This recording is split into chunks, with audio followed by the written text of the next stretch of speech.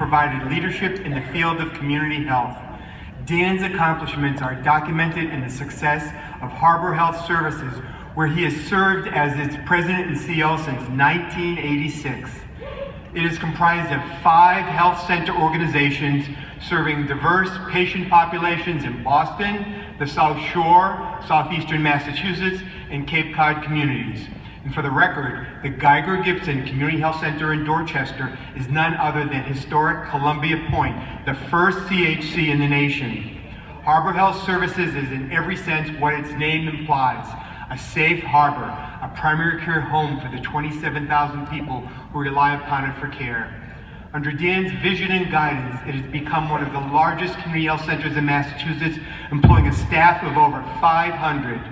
It is nationally renowned for quality patient care, as well as initiatives that have broadened services to include chronic disease management, dental and behavioral health, and substance abuse treatment.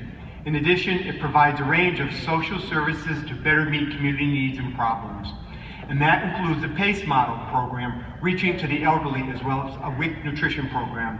Also, Dan gets high credit as one of the first to make Harbor Health Services a Veterans Choice Partner. Throughout the years, he has been a partner in both NAC and the Massachusetts League of Community Health Centers. He serves on the League's board, and he has given some 20 years of service as vice chair on the NAC Legislative Committee. His advocacy has generated support, creating awareness that health centers are more than providers of care. They are vital to the life of communities and vital to the future of our nation. So Dan, today the entire NAC family joins in presenting you with the Cornell Scott Excellence in Leadership Award in appreciation for your service and contributions. And for those who may not have heard, Dan will retire in a few short weeks. Dan, we all feel the same. Your departure will be a great loss. Over the many years, you have done more than your share. You leave an able and creative staff to carry on your good work, and we know you will remain a cherished friend and advocate for America's health centers. Our best wishes for health and happiness in the retirement years with you and Sheila. And again, congratulations for a job well done.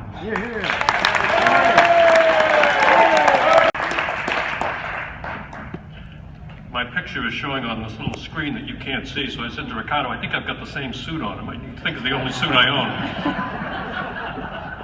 I'm going to be brief. It's a great honor for me to receive this award that was established in the name of my good friend Cornell Scott. Cornell Scott was a strong and respected figure in the early days of the community health center movement when we struggled to gain our rightful place. He was a man of uncommon graciousness.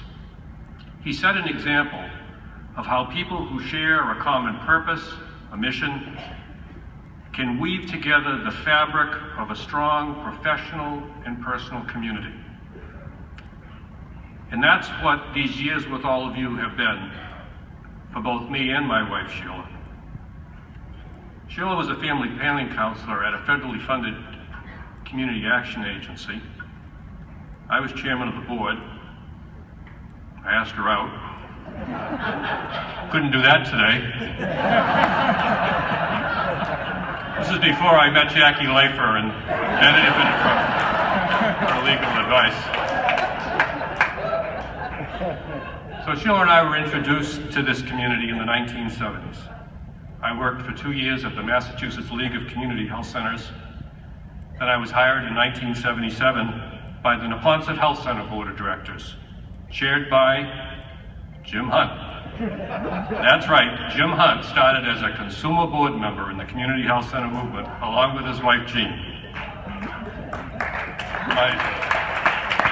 My letter of reference to this job was written by Jack Craddock.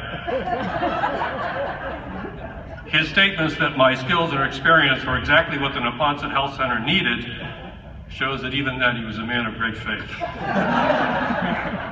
Their trust and the trust of the board extended to me in 1977 enabled me to join with you in this very privileged community that has given such meaning to my life. Dr. Rick Sacra of Family Health Center in Worcester, who traveled to Liberia to treat Ebola victims and contracted and survived the disease himself, tells us, "We are in what we do for deep reasons of the heart." he's speaking of our individual motivations. But it is hard work that we do, and we need more than just our own personal commitment. The anthropologist Ernest Becker says, "No person is strong enough to support the meaning of his or her life unaided by something or someone outside of himself or herself." And what you have provided for me, and what we have provided, I think, for each other, is this level of support. For me, that support has come in concentric circles. First, of course, is Harbor Health. A board of directors over many years that has been a pleasure to work with. Our current board chair, Larry Feeney, his wife Maureen, lifelong friends with Sheila and I, very, very supportive. The management staff at Harbor Health, many of whom are here today to share this moment with me. Then the next level in the concentric circle would be my colleagues in Massachusetts, a wonderful group of people with a range of personalities, but a common strength and mission. And then there is this larger community of the National Association. All of you, some of whom I know well, some of whom not as well, but you are all, for me, a source of inspiration. I can feel the bond, even with those of you that I do not know that well. Now, I didn't know that the congressman was going to be here, so I'm going to tell a story that I heard the congressman tell us a year or two ago. And I know it's true because I've been listening to Danny K. Davis for 4 decades now, inspired and motivated, charmed by his wonderful way of speaking.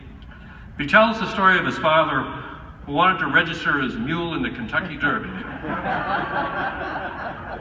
He was told that mule can't win. Danny's father said, "Yeah, I know, but I want him to know what it's like to be in such great company." And what great company all of you have been. Your accomplishments, your willingness to forge ahead along the difficult path, your courage in overcoming all the obstacles that one faces in trying to provide health care to people who don't have money, don't have power, don't have position, and trying to make things equal for people regardless of their color, regardless of their sexual orientation, regardless of how they got in this country and what their legal status is. That's carried me through some dark days. It's been a wonderful journey for me. Going back to graduate school when I wrote my thesis on community participation in neighborhood health centers. In 1971, I visited the Columbia Point Health Center and Jack Geiger when the community health center movement was only 6 years old. And Dan Hawkins was still 135 pounds.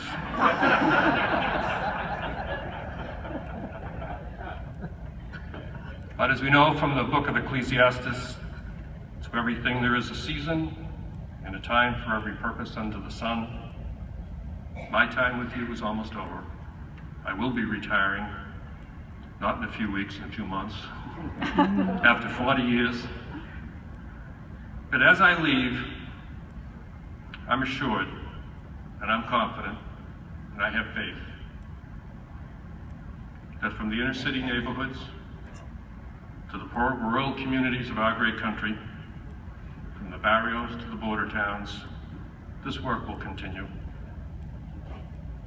I can borrow from the words of Senator Ted Kennedy, for all those whose cares have been our concern, the work goes on, the cause endures, yet the hope still lives and the dream shall never die. From my heart, thank you and God bless you.